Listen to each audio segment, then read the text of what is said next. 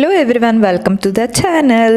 ಇವತ್ತಿನ vlog Deepavali vlog ಆಗಿರುತ್ತೆ. ನನ್ನ ದೀಪಾವಳಿ ಅಂತ ಏನು ಸಂಭ್ರಮದಿಂದ ಇರಲಿಲ್ಲ, ಬಟ್ ಸ್ಟಾರ್ಟ್ ಆಗಿದ್ದು ಥರ್ಸ್ಡೇಯಿಂದನೇ ಅಲ್ಲ ದೀಪಾವಳಿ. ಸೊ ನನಗೆ ಥರ್ಸ್ಡೇ ವರ್ಕಿಂಗ್ ಇತ್ತು, ಅಂದರೆ ಗುರುವಾರ ನನಗೆ ಕೆಲಸ ಇತ್ತು. ಬಟ್ ಕೆಲಸ ಇದ್ರೂ ಕಂಪ್ನಿಯಲ್ಲಿ ಅಲ್ಲಿ ಸೆಲೆಬ್ರೇಷನ್ ಇತ್ತು. ಪ್ರತಿ ವರ್ಷ ನಾನು ದೀಪಾವಳಿ ಮೊದಲನೇ ದಿನ ಕಂಪ್ನಿಯಲ್ಲೇ ಸೆಲೆಬ್ರೇಷನ್ ಮಾಡ್ತೀನಿ. ಅಲ್ಲಿ ಡೆಕೋರೇಷನ್ ಆಗಿರ್ಬೋದು, ರಂಗೋಲಿ ಕಾಂಪಿಟೇಷನ್ ಆಗಿರ್ಬೋದು, ಪ್ರತಿಯೊಂದು ಇರುತ್ತೆ. ತುಂಬ ಚೆನ್ನಾಗಿರುತ್ತೆ. ಇವನ್ ಫುಡ್ ಸ್ಪೆಷಲ್ ಲಂಚ್ ಕೂಡ ಇರುತ್ತೆ. ಕಂಪ್ಲೀಟ್ಲಿ ನನ್ನ ತುಂಬಾ ದಿವಾಲಿ ಸ್ಟಾರ್ಟ್ ಚೆನ್ನಾಗಿರುತ್ತೆ ಕಂಪನಿಯಲ್ಲಿ. ಸೊ ಈ ವರ್ಷ ಕೂಡ ಕಂಪನಿಯಲ್ಲೇ ನನ್ನ ಸೆಲೆಬ್ರೇಷನ್ ಸ್ಟಾರ್ಟ್ ಆಗಿದೆ. ಸೊ ಟೀಮ್ ಡೆಕೋರೇಷನ್ ಮಾಡಬೇಕು ಅಂತ ಹೇಳಿದರು. ಡಿಪಾರ್ಟ್ಮೆಂಟ್ ಡೆಕೋರೇಷನ್ ಮಾಡಬೇಕಂತ ಹೇಳಿದ್ರು.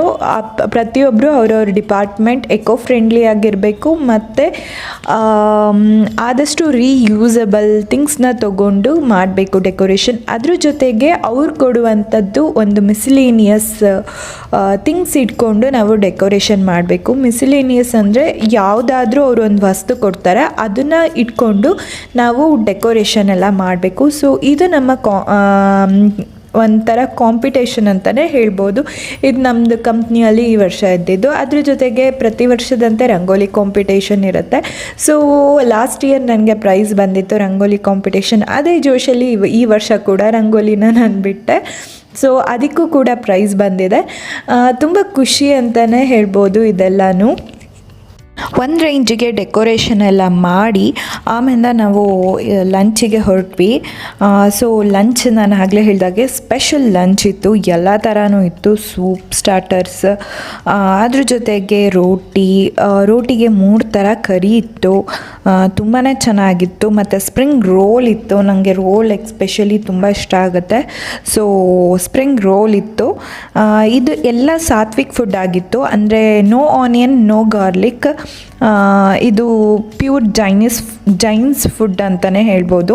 ನನ್ನ ಕಂಪನಿ MD ಬಂದು ಜೈನ್ಸು. ಸೊ ಅವರು ನಮಗೆಲ್ಲ ದಿವಾಲಿಯಲ್ಲಿ ಅವ್ರ ಸೈಡ್ ಇರುವಂತಹ ಲಂಚ್ನ ತಿನ್ನಿಸ್ಬೇಕಂತ ಹೇಳಿ ಈ ಸ್ಪೆಷಲ್ ಲಂಚ್ನ ಅರೇಂಜ್ ಮಾಡಿದರು. ಊಟ ಎಲ್ಲ ಮುಗಿಸ್ಕೊಂಡು ಬಂದೆ. ರಂಗೋಲಿ ಕಾಂಪಿಟೇಷನ್ ಇದೆ ಅಂತ ಹೇಳಿದೆ. ಸೊ ಹಾಗಾಗಿ ಜಸ್ಟ್ ಹಾಗೆ ಒಂದು ಚೂರು ಸ್ಕೆಚ್ ಹಾಕ್ಕೊಂಡು ಕಂಪ್ಲೀಟ್ ಹೆಂಗೆ ನಂಗೆ ಮೈಂಡಲ್ಲಿ ಬಂತೋ ಹಾಗಾಗಿ ಬಿಟ್ಟೆ. ಸೊ ಇದು ಯಾವುದೇ ಥರ ಲೈಕ್ ಯೂಟ್ಯೂಬ್ ನೋಡಿ ಅಥವಾ ಇನ್ಯಾವುದೋ ನೋಡಿ ಮೋಟಿವೇಟ್ ಆಗಿ ಮಾಡಿರುವಂಥ ರಂಗೋಲಿ ಅಲ್ಲ. ನನಗೆ ಬೈ ಬರ್ತಿಂದನೇ ತುಂಬಾ ಇಷ್ಟ ರಂಗೋಲಿ ಅಂದರೆ.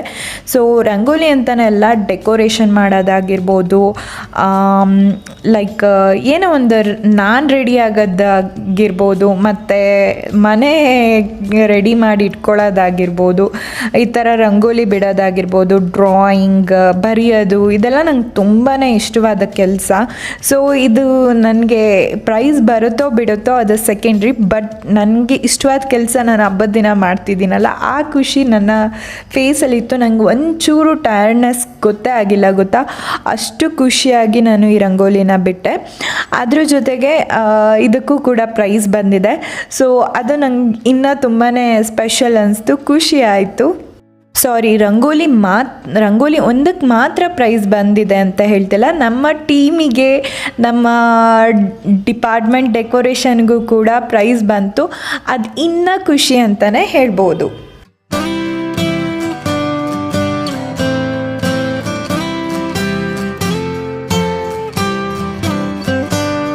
ನನ್ನ ರಂಗೋಲಿ ಈ ಥರ ಇತ್ತು.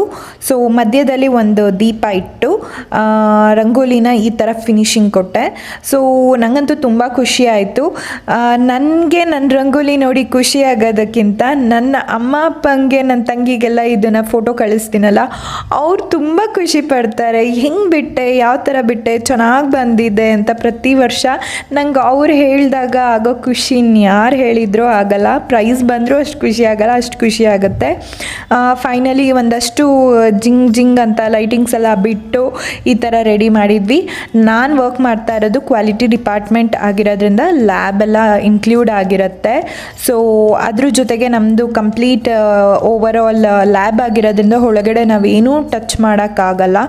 ಸೊ ಹೊರಗಡೆನೇ ಆದಷ್ಟು ಡೆಕೋರೇಷನ್ ಮಾಡಿ ಈ ಥರ ಶೆಲ್ ಇರುವಂತಹ ಲ್ಯಾಂಪ್ ತೊಗೊಂಬಂದು ಅದನ್ನೆಲ್ಲ ಇಟ್ಟು ಒಂದು ನಮಗೇನು ಕೊಟ್ಟಿದ್ರು ಒಂದು ಟೈಮಿಂಗ್ಸು, ಆ ಟೈಮಿಂಗ್ಸಲ್ಲಿ ಇಷ್ಟು ಈ ಥರ ಔಟ್ಪುಟ್ ಬಂದಿತ್ತು.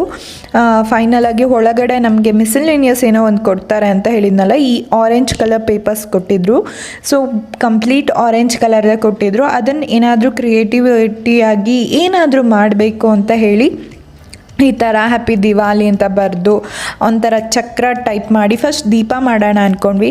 ತುಂಬ ಜನ ಅದೇ ಕಾನ್ಸೆಪ್ಟ್ ಇಟ್ಕೊಂಡು ದೀಪ ಮಾಡಿರ್ತಾರೆ. ದಿವಾಲಿ ಅಂತ, ಸಾರಿ, ದೀಪಾವಳಿ ಅಂದರೆ ದಿವಾಲಿ ನಾರ್ತ್ ಸೈಡ್ ಹೇಳ್ತಾರೆ, ದೀಪಾವಳಿ ನಮ್ಮ ಕನ್ನಡದಲ್ಲಿ ಹೇಳೋದು ದೀಪಾವಳಿ ಅಂತಲೇ ಹೇಳಬೇಕು. ಅದ್ರ ಜೊತೆಗೆ ಇದು ಇತ್ತು, ಏನು ಪೇಂಟಿಂಗ್ ಇತ್ತು, ಲೈಕ್ ದೀಪದ್ದು. ಅವರೊಂದು 5 ಕಲರ್ಸ್ ಕೊಟ್ಟಿದ್ರು ನನಗೆ, ಅದನ್ನು ಯೂಸ್ ಮಾಡಿಕೊಂಡು ಪೇಂಟಿಂಗ್ ಮಾಡಬೇಕಂತ. ಸೊ ಹೇಳಿದ್ನಲ್ಲ ನನಗೆ ಇಷ್ಟವಾದ ಕೆಲಸ ಇದೆಲ್ಲ. ಸೊ ಫೈನಲಾಗಿ ಈ ಥರ ಪೇಂಟಿಂಗ್ ಎಲ್ಲ ಮಾಡಿ ಫಿನಿಷ್ ಮಾಡಿ ಒಂದು ರೌಂಡ್ ಪ್ರತಿಯೊಂದನ್ನು ವಿಡಿಯೋ ಮಾಡಿಕೊಂಡು ಅದ್ರ ಜೊತೆಗೆ ನಮ್ಮ ಬೇರೆ ಡಿಪಾರ್ಟ್ಮೆಂಟ್ ಅವರೆಲ್ಲ ಯಾವ ಥರ ಮಾಡಿದ್ದಾರೆ ಅಂತ ನೋಡೋಣ ಅಂತಲೂ ಹೊರಟ್ವಿ. ಸೊ ಹೊರಟೆ. ಅಲ್ಲಿ ಹೊರಟಾಗ ಫಸ್ಟು ಲೈಕ್ ಇದೆಲ್ಲ ಅಡ್ಮಿನ್ ಏರಿಯಾ. ಸೊ ಇಲ್ಲೆಲ್ಲ ಈ ಥರ ಈಚ್ ಡಿಪಾರ್ಟ್ಮೆಂಟು ಒಂದೊಂದು ಡೆಕೋರೇಷನ್ ಮಾಡಿದರು. ಇದಂತೂ ತುಂಬಾ ಚೆನ್ನಾಗಿತ್ತು. ಪ್ಯೂರ್ ಎಕೋ ಫ್ರೆಂಡ್ಲಿ ಡೆಕೋರೇಷನ್ ಅಂತಲೇ ಹೇಳ್ಬೋದು. This is one of my favourite decoration ಅಂತಲೇ ಹೇಳ್ಬೋದು. ಅದ್ರ ಜೊತೆಗೆ ಕೆಲವರೆಲ್ಲ ಈ ಪೇಪರೆಲ್ಲ ಡಿಗ್ರೇಡ್ ಆಗುತ್ತಲ್ಲ, ಸೊ ಹಾಗಾಗಿ ಪೇಪರ್ ಇರುವಂಥದ್ದೇ ಇದೆಲ್ಲ ತೊಗೊಬಂದು ಏನೋ ಒಂದು ಡೆಕೋರೇಷನ್ ಥರ ಎಲ್ಲ ಮಾಡಿದರು. ಇನ್ನು ಮಾಡ್ತಾನೂ ಇದ್ದರು ತುಂಬ ಜನ.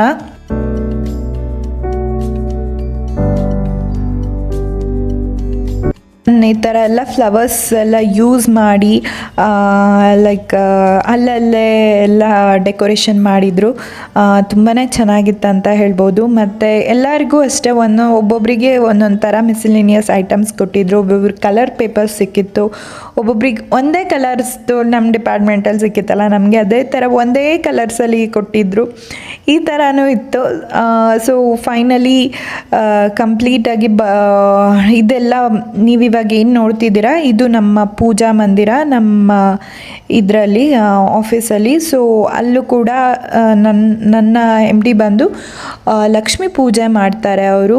ಸೊ ಹಾಗಾಗಿ ಧನಲಕ್ಷ್ಮಿ ಪೂಜೆ ದೀಪಾವಳಿ ಟೈಮಲ್ಲೇ. ಸೊ ಹಾಗಾಗಿ ಅಲ್ಲಿ ಪ್ರತಿಯೊಂದು ಬುಕ್ಸ್ ಆಗಿರ್ಬೋದು, ಪೆನ್ ಆ ಥರ ಎಲ್ಲ ಇಟ್ಟು, ಇವನ್ ದುಡ್ಡು ಕೂಡ ಇಟ್ಟು ಪೂಜೆ ಮಾಡ್ತಾರೆ. ಇಲ್ಲೂ ಅಷ್ಟೇ ತುಂಬ ಬ್ಯೂಟಿಫುಲ್ಲಾಗಿ ಕೆಲವೊಂದು ಕಡೆ ರಂಗೋಲಿ ಹಾಕಿದ್ರು. Compare to last time, this time ತುಂಬಾ ಎಲ್ಲರೂ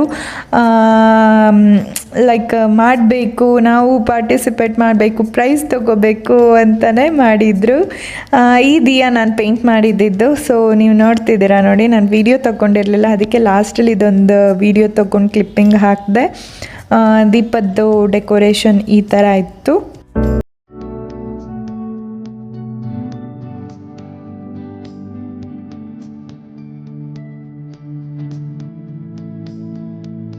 ಆಮೇಲೆ ನಾನು ನಮ್ಮದು R&D ಡಿಪಾರ್ಟ್ಮೆಂಟಿಗೆ ಕರ್ಕೊಂಡು ಹೋಗ್ತೀನಿ ಬನ್ನಿ. ಇದಂತೂ ಎಷ್ಟು ಬ್ಯೂಟಿಫುಲ್ಲಾಗಿ ಆ ಟೇಬಲ್ ಮೇಲೆ ಬರೆದಿದ್ರಂದರೆ ನಂಗೆ ನೋಡಿದ ತಕ್ಷಣ ತುಂಬ ಖುಷಿ ಆಯಿತು.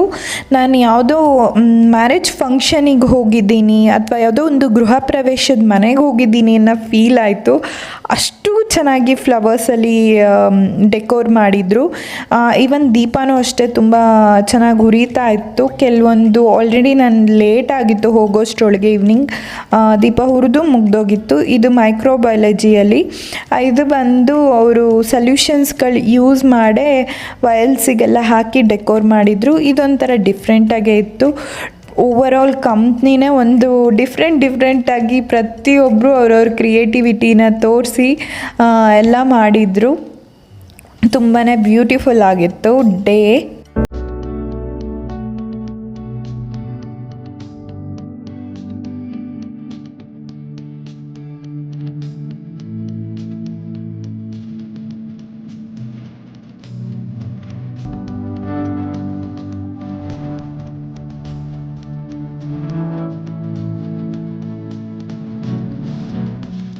ಫೈನಲಿ ಪೂಜಾ ಟೈಮ್ ಆಗಿತ್ತು. ಸೊ ಎಲ್ಲರೂ ಬಂದ್ವಿ ಪೂಜೆಗೆ. ಪ್ರತಿ ವರ್ಷ ನಾವು ಕೂಡ ಮಂಗಳಾರತಿ ಮಾಡ್ತೀವಿ ಅಲ್ಲಿ ಪೂಜೆಯಲ್ಲಿ. ಅದೇ ಥರ ಈ ವರ್ಷವೂ ಕೂಡ ಅಲ್ಲಿ ಧನಲಕ್ಷ್ಮಿ ಪೂಜೆ, ನಾನು ಮನೆಯಲ್ಲಿ ಯಾವುದೇ ಥರ ಲಕ್ಷ್ಮಿ ಕೂರಿಸಿ ಧನಲಕ್ಷ್ಮಿ ಪೂಜೆ ಅಂತ ಮಾಡಲ್ಲ. ನಾನು ಏನು ಈ ಆಫೀಸಲ್ಲಿ ಮಾಡ್ತೀನೋ ಅದೇ ನನಗೆ ಹೇಗಿದ್ದರೂ ಇಲ್ಲಿ ಮಾಡ್ತಾರೆ ಅಂತ ಗೊತ್ತಲ್ಲ. ಸೊ ಹಾಗಾಗಿ ಪ್ರಿಪೇರ್ ಆಗಿ ಬಂದಿರ್ತೀನಿ. ಸೊ ಇಲ್ಲಿ ಪೂಜೆ ಮಾಡ್ತೀನಿ ಹೇಗಿದ್ರು ಧನಲಕ್ಷ್ಮಿದು ಅಂತ. ಸೊ ಫೈನಲಿ ನಾವು ಎಲ್ಲ ಆರತಿ ಮಾಡಿದ್ವಿ. ಈ ಥರ ಇತ್ತು ಪೂಜೆಗೆ, ಈ ಥರ ಎಲ್ಲನೂ ಇಟ್ಟಿದ್ರು. ಕಂಪ್ನಿಯಲ್ಲಿ ಏನೇನೆಲ್ಲ ಪೇಪರ್ಸ್ ಯೂಸ್ ಮಾಡ್ತೀವಿ, ಬುಕ್ಸ್ ಯೂಸ್ ಮಾಡ್ತೀವಿ, ಇವನ್ ನಾನು ಆಗಲೇ ಹೇಳಿದಾಗೆ ಮನಿ, ಪ್ರತಿಯೊಂದು ಇತ್ತು.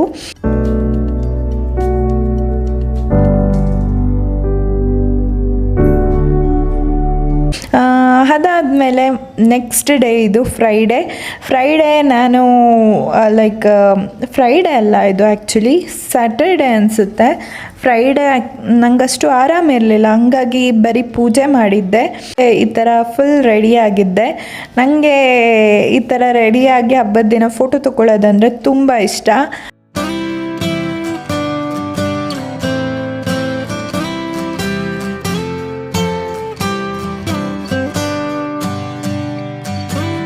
ಅದಾದಮೇಲೆ ಇದು ಬಂದು ಪಟಾಕಿ ಹೊಡೆಯೋದು ಭಾನುವಾರದ್ದಾಗಿತ್ತು. ಸಂಡೇ ಬಂದು ಅಣ್ಣನ ಮನೆಗೆ ಹೋಗಿದ್ದೆ ನಾನು, ಹಸ್ಬೆಂಡು ಊರಿಗೆ ಹೋಗಿದ್ದರು. ಸೊ ಹಾಗಾಗಿ ನಾನು ನನ್ನ ಅಣ್ಣನ ಮನೆಗೆ ಹೋಗಿ ಅಲ್ಲಿ ಚೆನ್ನಾಗಿ ಅಣ್ಣನ ಮಗ ಎಲ್ಲ ಇದ್ದಾನಲ್ಲ ಅವನು ಮತ್ತು ಅಣ್ಣನ ಮಗಳು ಅವರಿಗೆಲ್ಲ ಪಟಾಕಿ ಹೊಡೆಯೋದಂದರೆ ಸಖತ್ ಇಷ್ಟ. ಕಾಯ್ಕೊಂಡಿದ್ರಂತೆ ನಾನು ಬರೋದನ್ನ ಪಟಾಕಿ ಹೊಡೆಯೋಕ್ಕೆ. ಸೊ ಈ ಥರ ಇತ್ತು ನನ್ನ ಫೈನಲಿ ದೀಪಾವಳಿ ಸೆಲೆಬ್ರೇಷನ್. ಅದ್ರ ಜೊತೆಗೆ ನನಗೆ ತುಂಬ ಖುಷಿಯಾಗಿದ್ದು, ನಾನು ಈ ವರ್ಷ ಪಟಾಕಿ ಹೊಡೆಯೋದೇ ಇಲ್ವೇನೋ ಅಂದ್ಕೊಂಡಿದ್ದೆ. ನನ್ನ ಅಣ್ಣನ ಮನೆಗೆ ಹೋಗ್ಲಾಗಿ ಪಟಾಕಿ ಹೊಡೆದೆ.